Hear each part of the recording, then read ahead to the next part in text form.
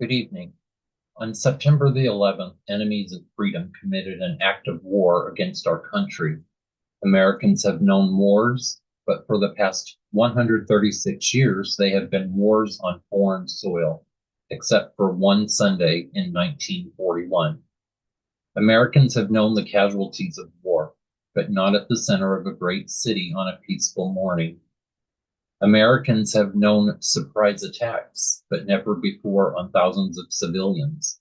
All of this was brought upon us in a single day, and night fell on a different world, a world where freedom itself is under attack. Americans have many questions tonight. Americans are asking who attacked our country.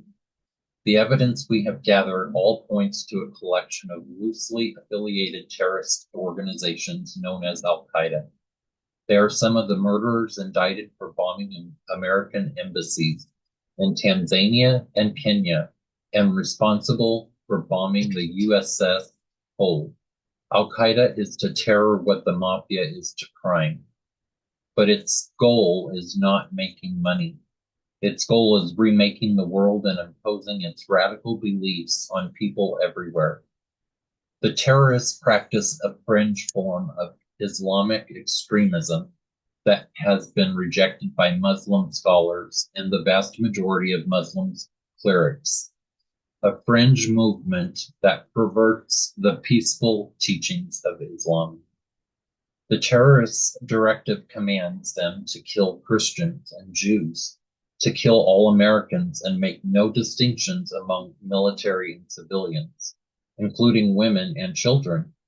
This group and its leader, a person named Osama bin Laden, are linked to many other organizations in different countries, including the Egyptian Islamic Jihad, the Islamic movement of Uzbekistan.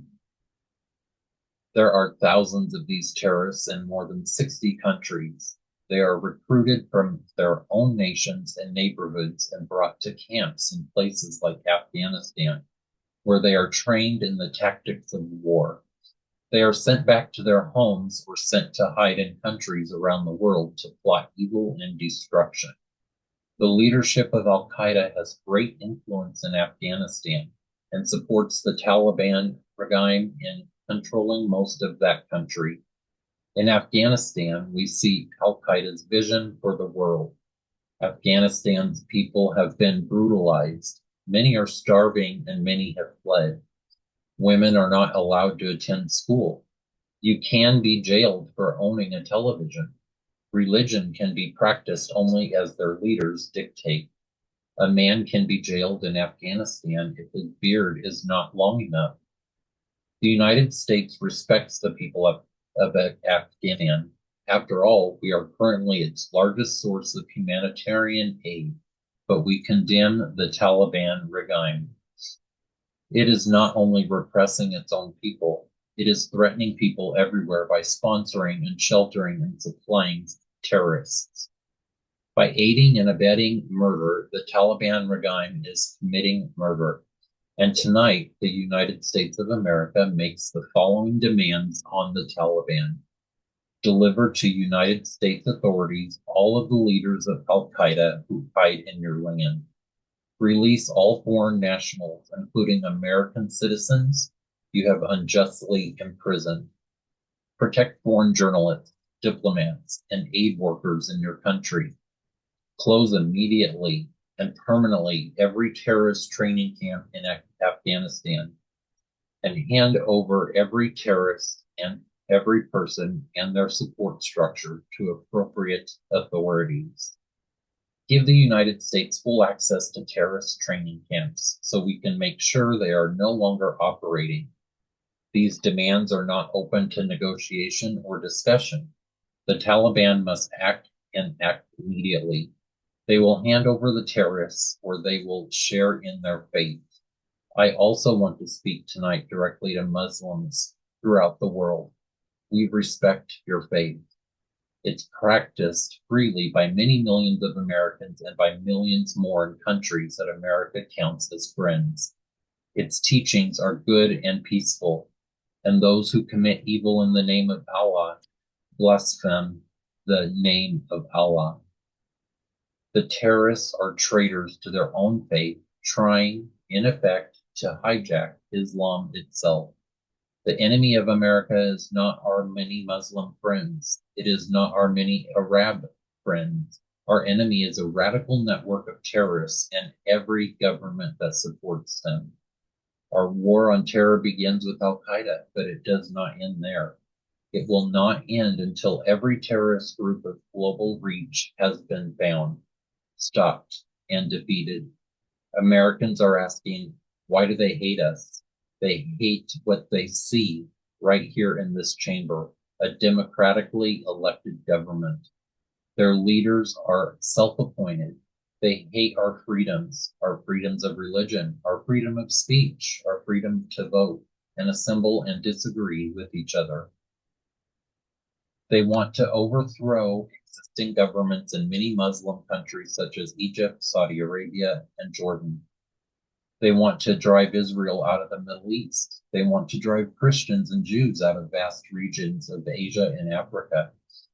These terrorists kill not merely to end lives, but to disrupt and end a way of life. With every atrocity, they hope that America grows fearful, retreating from the world and forsaking our friends. They stand against us because we stand in their way. We're not deceived by their pretenses to piety. We have seen their kind before.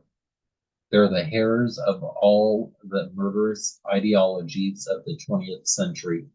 By sacrificing human life to serve their radical visions, by abandoning every value except the will to power, they follow in the path of fascism, Nazism, and total totalitarianism. And they will follow that path all the way to where it ends in history's unmarked grave of discarded lives. Americans are asking, how will we fight and win this war?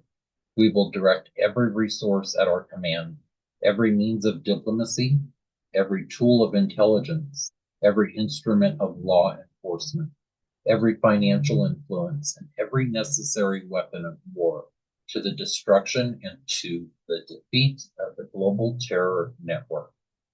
Now, this war will not be like the war against Iraq a decade ago, with a decisive liberation of territory and a swift conclusion. It will not look like the air war above Kosovo 2 years ago, where no ground troops were used and not a single American was lost in combat. Our response involves far more than instant retaliation and isolated strikes. Americans should not expect one battle, but a lengthy campaign unlike any other we have ever seen. It may include dramatic strikes visible on TV and covert operations, secret even in success. We will starve terrorists of funding, turn them one against another, drive them from place to place until there is no refuge or no rest. And we will pursue nations that provide aid or safe haven to terrorism. Every nation in every region now has a decision to make. Either you are with us or you are with the terrorists. From this day forward, any nation that continues to harbor or support terrorism will be regarded by the United States as a hostile regime. Our nation has been put on notice. We're not immune from attack.